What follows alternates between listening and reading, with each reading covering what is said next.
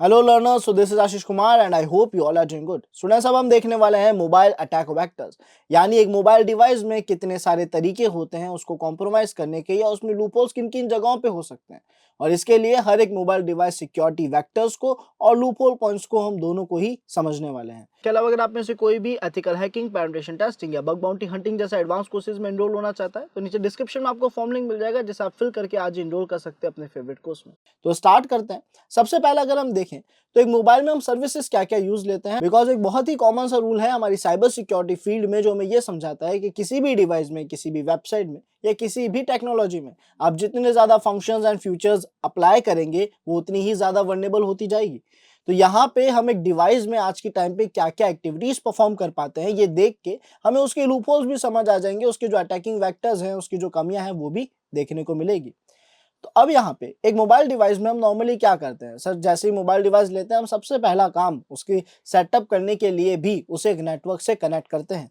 Network से connect हो सकता है हम किसी सिम के जरिए करें या फिर किसी हॉटस्पॉट के जरिए करें। तो हमने क्या करा, किसी वाईफाई नेटवर्क के जरिए उसे एक डिवाइस से कनेक्ट करा। तो जिस डिवाइस से हमने कनेक्ट करा जरूरी नहीं है कि वो डिवाइस सिक्योर हो सकता है उस डिवाइस से कोई मिलिशियस यूजर भी जुड़ा हुआ हो, यानी कोई हैकर जुड़ा हुआ हो, या फिर ये भी हो सकता है कि वो डिवाइस खुद ही एक मिलिशियस यूजर हो। दोनों ही केसेस में हम इसे बहुत अच्छा सेफ नहीं मान सकते। तो यहाँ पे पहले ही फंक्शनैलिटी में हमें एक लूपहोल दिखा कि हो सकता है सर यहाँ कोई अटैकर बैठा हो जो man in the middle attacks जैसे डेंजरस अटैक्स परफॉर्म करे और हमारे सिस्टम का डेटा लीक हो जाए या हमें नुकसान हो जाए। दोनों ही चीजें पॉसिबल है। उसके अलावा सर अगर हम ये मान भी लें कि डिवाइस सेफ है ना, इस डिवाइस में कोई लूपहोल नहीं है, बट हम इसके जरिए एक्सेस करते हैं इंटरनेट को। इंटरनेट पे हम क्या करेंगे सर, या तो प्ले स्टोर को एक्सेस करेंगे या किसी थर्ड पार्टी वेबसाइट को एक्सेस करेंगे।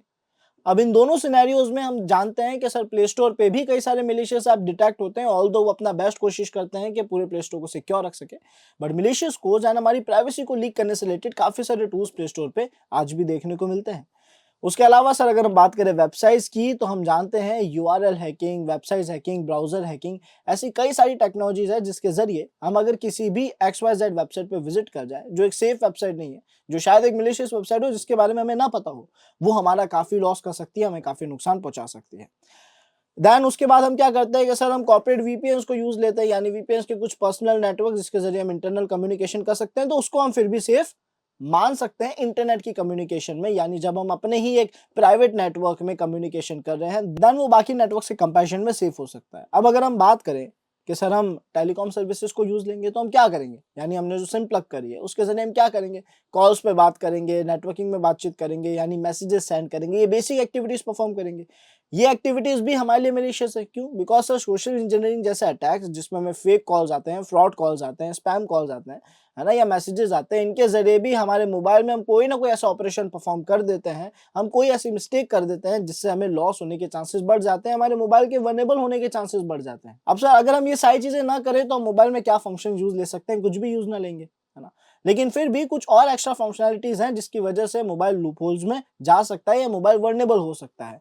वहां पे हमारे पास आ जाता है ब्लूटूथ या कोई भी ऐसा नेटवर्किंग डिवाइस, है ना, कोई भी ऐसा नेटवर्किंग का चैनल, जैसे हमारे पास ब्लूटूथ है, एक टेक्नोलॉजी है, नेटवर्किंग में कम्युनिकेशन में मदद करते हैं, इसके जरिए भी हमारा डिवाइस वल्नरेबल हो सकता है। और इसके अलावा भी अगर फ्यूचर में हमें कोई टेक्नोलॉजी ऐसी देखने को मिले तो उससे धीरे धीरे वल्नरेबिलिटीज जो है वो बढ़ती चली जाएगी। सो लर्नर्स, हमें यहाँ पे इतना समझ आ रहा है कि हम जो भी एक्टिविटी, जो भी फंक्शनैलिटीज यूज लेते हैं मोबाइल में, वो उसे वल्नरेबल बना सकती है, और जरूरी नहीं है कि वो वल्नरेबल बना ही रही है। ये डिपेंड करता है कि हम किस सर्विस को यूज ले रहे हैं, वो कितनी ट्रस्टेड है ना। बट फिर भी हम इन चीजों का ध्यान रखें, इन चीजों पे फोकस करें तो हमारा मोबाइल सेफ भी हो सकता है, और अगर नहीं रखे तो इन्हीं की वजह से हमारा मोबाइल वल्नरेबल भी होगा। अब इसी से रिलेटेड कुछ और डिस्कशंस देखते हैं, जैसे कि सर हमारे मोबाइल प्लेटफॉर्म अटैकिंग वेक्टर्स में कौन कौन से अटैक्स आते हैं, कौन कौन से अटैक्स एक मोबाइल पे परफॉर्म करे जाते हैं। सबसे पहला अटैक जो हमारे पास है वो है मिलिशियस एप्स इंस्टॉल, यानी हमें पता है कि सर हमारे प्ले स्टोर के जरिए भी हम अक्सर कोई मिलिशियस प्रोग्राम अपने सिस्टम में ऐड कर देते हैं जिसकी गुडविल ज्यादा अच्छी ना हो, जो ट्रस्टेड ना हो, हम ऐसे टूल्स भी प्ले स्टोर से कई बार इंस्टॉल कर देते हैं जिसके मिलिशियस होने के चांसेस ज्यादा है। तो वो हमें लॉस पहुंचा सकता है, उससे हमें नुकसान हो सकता है। देन हमारे पास आते हैं मोबाइल मैलवेयर, यानी सर मोबाइल के लिए बनाए गए स्पेशल मैलवेयर, जिसमें से कुछ मैलवेयर जो है वो बहुत पावरफुल होते हैं, जैसे पेगासस, है ना, आप देख सकते हैं एक ऐसा मैलवेयर जो केवल कॉल करने पे पूरे सिस्टम को कॉम्प्रोमाइज कर देता है, आईओएस डिवाइसेस को भी कॉम्प्रोमाइज कर देता है। तो ऐसे मोबाइल से रिलेटेड बहुत सारे मैलवेयर बन रखे हैं जो हमारे सिस्टम्स को बहुत इजीली कॉम्प्रोमाइज कर सकते हैं। बट ऐसा केवल तब हो पाता है स्टूडेंट जब हम अपने सिस्टम्स को प्रॉपर्ली अपडेट ना करें, प्रॉपर सिक्योरिटी पैचेज उसमें ऐड करके ना रखें, जिसमें क्या क्या होता है ये भी हम समझेंगे। देन हमारे पास आता है ऐप सैंडबॉक्सिंग वल्नरेबिलिटीज, जिसकी वजह से नो डाउट हमारे डिवाइस में काफी सारे अटैक्स पॉसिबल हो जाते हैं। देन हमारे पास आता है weak devices and app encryption, यानी ऐप की जो बेसिक सिक्योरिटीज होती है डेटा ट्रांसफर करने की वो ज्यादा सेफ नहीं है, कोई भी उसे पढ़ सकता है और जिससे हमारी प्राइवेसी को लॉस हो सकता है। देन हमारे पास है OS and app update issue. Sir ये एक कॉमन इशू है जो हम नॉर्मली हमारे मोबाइल में फेस करते हैं, जिसकी वजह से ज्यादातर लूपहोल्स या वल्नरेबिलिटीज आती है। वो ये कि सर हम अपने ऑपरेटिंग सिस्टम्स को और ऐप्स को अपडेट नहीं रखते और उनके पुराने वर्जन में नो डाउट कोई ना कोई लूपहोल या वल्नरेबिलिटी रह जाती है, जिसकी वजह से हमारा डिवाइस भी वर्नेबल हो जाता है। अगर हम हमारे डिवाइस को प्रॉपरली अप टू डेट रखें तो हो सकता है वो स्लो वर्क करेगा बिकॉज वो रिसोर्सेज को ज्यादा यूज लेगा उस केस में, लेकिन वो सेफ भी काफी ज्यादा रहेगा। उसको अटैक करना, उसको हैक करना थोड़ा डिफिकल्ट हो जाएगा। ओके, देन हमारे पास आता है sixth, jailbreaking and rooting process. Sir जब भी हम हमारे डिवाइस को, iOS है तो जेल ब्रेक करने की कोशिश करते हैं और अगर एंड्रॉइड है तो रूट करने की कोशिश करते हैं। इसका मतलब ये होता है कि हम अपनी गेस्ट यूजर परमिशंस को हटाकर एडमिन की परमिशंस लेना चाह रहे हैं, जिसका मतलब है कि हमारे मोबाइल में कुछ सिक्योरिटी लॉक्स लगा रखे हैं, हम उन्हें तोड़ रहे हैं। हम चाह रहे हैं कि हमारे पास हमारे मोबाइल की कंप्लीट परमिशन, कंप्लीट एक्सेस आ जाए, जिसकी वजह से यही एक्सेस ट्रांसफर भी हो सकती है अटैकर के पास। यानी कि अटैकर ने अगर मैं सिस्टम में छोटा सा भी लूपहोल ढूंढ लिया तो फिर वो भी मेरे सिस्टम को पूरा कंट्रोल कर सकता है, बिकॉज मैंने उस सिस्टम को अनलॉक करा है, अपनी गेस्ट यूजर परमिशंस को रूट यूजर परमिशंस में कन्वर्ट करा है। तो ये हमारे लिए थोड़ा हार्मफुल रहता है, इसकी वजह से हमारा डिवाइस बहुत वर्नेबल हो सकता है। देन इसके बाद हमारे पास ऑप्शन आता है वीक डेटा सिक्योरिटी। ऑब्वियस बात है सर, अगर इतने सारी चीजें यहाँ पे अप्लाई हो रही है तो हमारा जो डेटा है उसकी सिक्योरिटी प्रॉपर्ली मेंटेन नहीं कर पाते।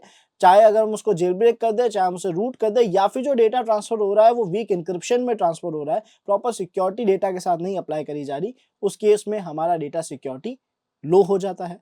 देन हमारे पास आता है mobile application vulnerability. Sir mobile में आप जो ऐप इंस्टॉल करते हैं, अक्सर चाहे वो ऐप पुराना वर्जन होने की वजह से हो या फिर वो एक मिलिशियस ऐप ही हो, उसके इंस्टॉलेशन से मोबाइल ज्यादा वर्नेबल होता है। आप लोगों ने कई अटैकिंग वीडियोस, हैकिंग वीडियोस देखी होगी जिसमें एक ऐप इंस्टॉल करने से ही ज्यादातर केसेस में मोबाइल कॉम्प्रोमाइज हो रहा है। तो ये हमारे लिए एक बड़ा पॉइंट है। हमें यहाँ पे फोकस करना होता है कि हमारे पास जितने भी ऐप्स हैं, पहले तो वो ट्रस्टेड प्लेटफॉर्म्स के हो, यानी वो जो ऐप्स है वो फेमस कंपनीज के हो। दूसरा पार्ट कि वो भी अपडेटेड हो, हमारे पास कोई भी ओल्ड एप्लीकेशन, पुराना सॉफ्टवेयर ना हो, क्योंकि अगर वो वर्नेबल है तो मेरा डिवाइस भी वर्नेबल हो जाएगा। देन हमारे पास आता है प्राइवेसी इशू यानी जियो लोकेशन। सर हमारे कई सारे ऐप्स जो हमारे सिस्टम में इंस्टॉल होते हैं वो हमसे अक्सर काफी सारे ऐसी परमिशंस लेकर रखते हैं जो कि उन ऐप्स को रिक्वायर्ड नहीं है, लेकिन वो परमिशंस की वजह से हमारा काफी डेटा एक्सेस कर पाते हैं, जैसे कि हमारी लोकेशन। अब अगर आज हम हमारे सिस्टम्स के परमिशन सेटिंग्स में जाके देखें कि लोकेशन की परमिशन कितने सॉफ्टवेयर ने ले रखी है, तो हमें बहुत सारे ऐसे टूल्स दिखेंगे जिनको लोकेशन की जरूरत ही नहीं है, बट फिर भी उनने हमारे लोकेशन की परमिशन ले रखी, यानी उस डेटा को वो ग्रैब कर रहे हैं। तो ये हमारे लिए एक प्राइवेसी इशू है, जो कि most of the applications different different permissions लेके डेटा कलेक्ट करते रहते हैं। देन हमारे पास आता है एक्सेसिव परमिशंस। जैसा मैंने कहा, हम ऐप्स को एक्सेसिव परमिशंस अलॉट कर रहे हैं जो रिक्वायर्ड नहीं है। जैसा हमने प्राइवेसी इशू में जियो लोकेशन का देखा, वैसा ही ये बाकी चीजों को लीड कर रहा है, चाहे वो हमारा इंटरनल स्टोरेज हो, हमारे कॉन्टैक्ट लिस्ट हो, ये कई सारी डिटेल्स हम एक ऐप को या कई सारी परमिशंस हम अलाउ कर देते हैं, जिससे हमें लॉस हो जाता है। देन हमारे पास एक पॉइंट आता है वीक कम्युनिकेशन सिक्योरिटी, यानी जो बातचीत हो रही है उस पर प्रॉपर सिक्योरिटी अप्लाई नहीं करी जा रही। जैसे आप SSL, TLS या जो प्रॉपर इंक्रिप्शन टेक्नोलॉजीज होती है उनको अप्लाई नहीं कर रहे हैं, जिसकी वजह से डेटा क्लियर टेक्स्ट में या बहुत ही लो सिक्योरिटी, लो प्रोटोकॉल्स के साथ ट्रांसफर हो रहा है, जिसमें लीकेज या फिर अदर अटैक्स की प्रॉब्लम्स हो सकती है।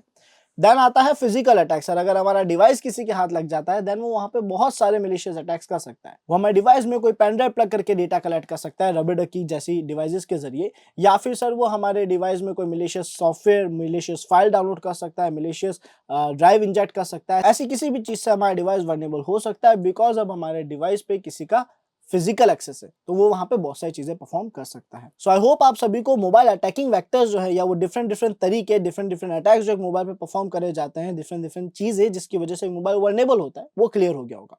अब बात करते हैं इसके सिक्योरिटी से रिलेटेड। असल में अब हम बात करने वाले हैं ओएप्स की। ओएप्स क्या है? ओएप्स का फुल फॉर्म है students open web application security project. और ये जो हमारा open web application security project है, ये बहुत ही शानदार प्रोजेक्ट है। ये प्रोजेक्ट क्या करता है, पहले मैं आपको इसका इंट्रोडक्शन दे देता हूँ। सो जो हमारा ओएप्स है वो मार्केट को कंटिन्यूसली एनालाइज करता है, स्टडी करता है।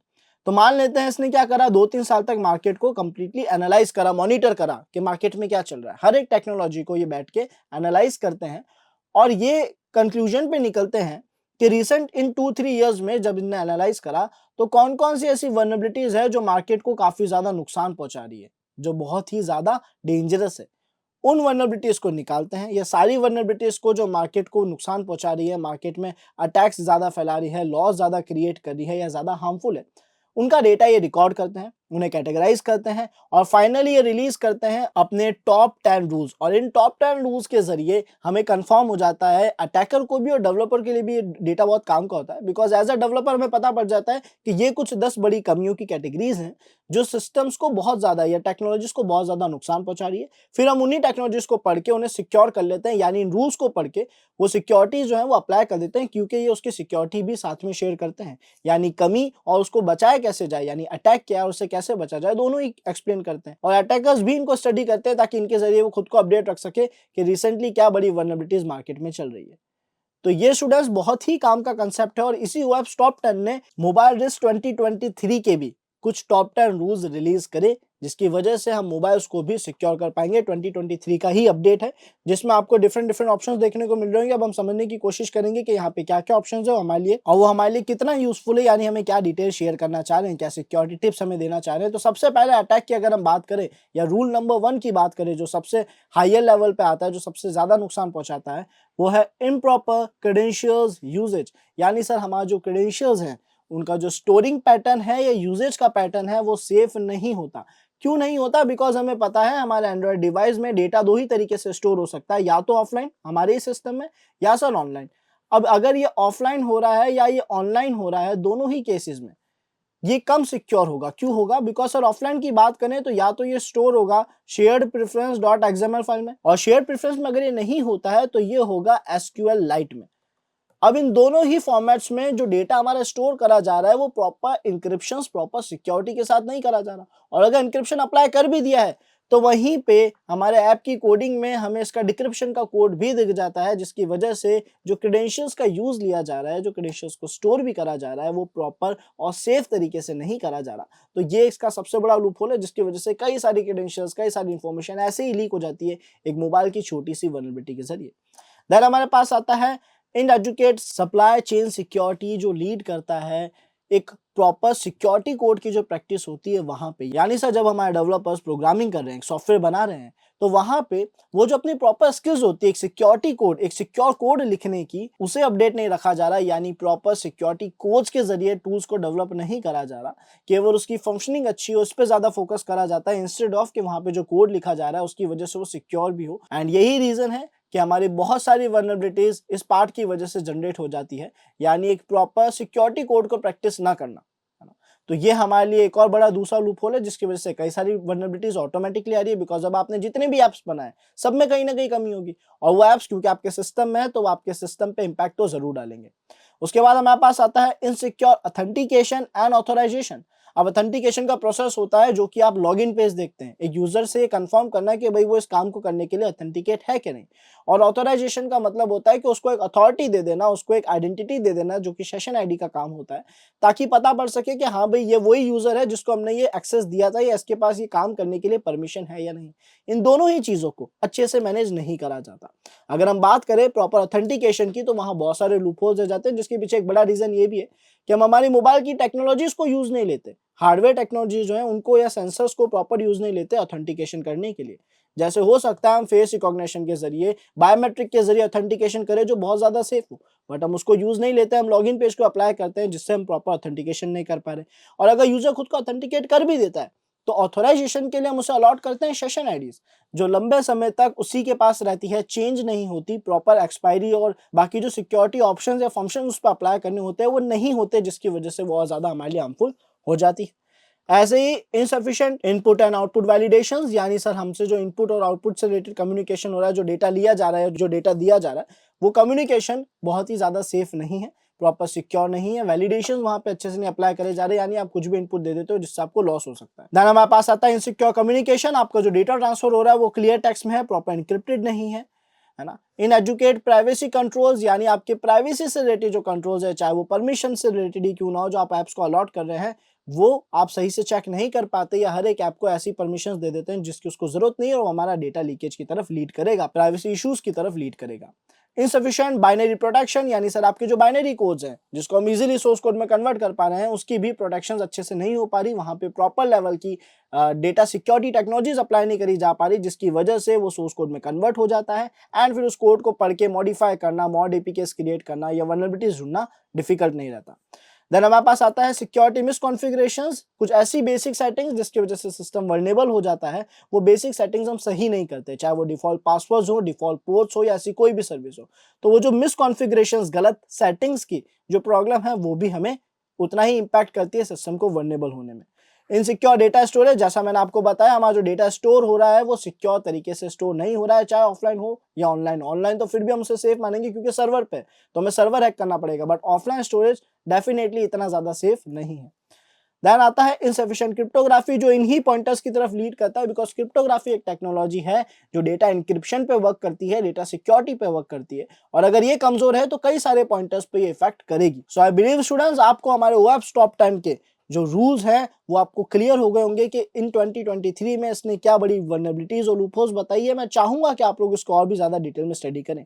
अब हम बात करने वाले हैं कुछ ऐसी गाइडलाइन जिसके जरिए अपने मोबाइल को सिक्योर करा जा सके, जिसमें सबसे पहला पॉइंट हमारे पास आता है enable screen locks on your Android phone to be more secure. यानी सर बहुत क्लियर सी बात है कि अगर हम अपने डिवाइसेस पे अच्छे ऑथेंटिकेशन टेक्निक्स लगाते हैं, चाहे वो बायोमेट्रिक हो, चाहे वो हमारा पिन लॉक हो, पैटर्न लॉक हो, फेस लॉक हो, तो वो काफी हद तक सेफ रहेगा। हाँ, अब इनमें भी कुछ लूपर्स है, जैसे बायोमेट्रिक लॉक जो है वो भी बहुत ज्यादा सेफ नहीं माने जाते, बिकॉज अगर आप अपने कॉन्शियस में नहीं है देन हो सकता है कि कोई आपके फिंगरप्रिंट्स यूज ले ले। ऐसे ही फेस रिकॉग्निशन भी पॉसिबल है, तो आप रख सकते हैं कोई अच्छा पिन या कोई अच्छा पैटर्न जो किसी को याद ना रहे, है ना। ऑल्दो पैटर्न अच्छा रहेगा, अगर थोड़ा डिफिकल्ट है तो या पिन भी एक अच्छा पार्ट रह सकता है, बट कुछ ऐसा ही हो जो किसी को याद ना रहे, तो वो आपको एक काफी अच्छी सेफ्टी प्रोवाइड करेगा।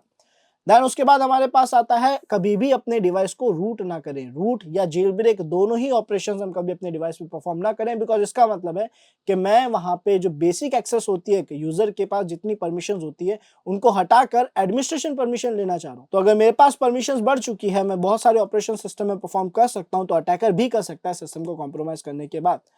Download apps only from official Android market, यानी प्ले स्टोर जैसे ही प्लेटफॉर्म्स से या जो ऑफिशियल मार्केट से वहीं से टूल्स को डाउनलोड करा जाए, उसमें भी जो रेप्यूटेड टूल्स हैं, जिनका मार्केट में नाम है, जो अच्छा परफॉर्म कर रहे हैं, जिनकी गुडविल अच्छी है, आप उन्हीं टूल्स को ट्रस्ट करें। देन हमारे पास आता है keep your device updated with Google Android antivirus software. हमारे पास जितने भी एंटीवायरसेस, फायरवॉल से रिलेटेड टूल्स हैं वो अपने सिस्टम्स में रखें, बहुत सारे नहीं बट कुछ जेन्युइन रखें। एक एंटीवायरस रखिए, एक आप रख सकते हैं अपना फायरवॉल, और दूसरा आप अपने सिस्टम को कंप्लीट अपडेट रख सकते हैं उसे प्रॉपर सिक्योर रखने के लिए। आई बिलीव स्टूडेंट्स, आप सभी को मोबाइल अटैक वेक्टर्स एंड उनके सिक्योरिटी गाइडलाइंस से रिलेटेड जो भी हमने पढ़ा समझ आ गया होगा। सो सी यू इन नेक्स्ट टॉपिक।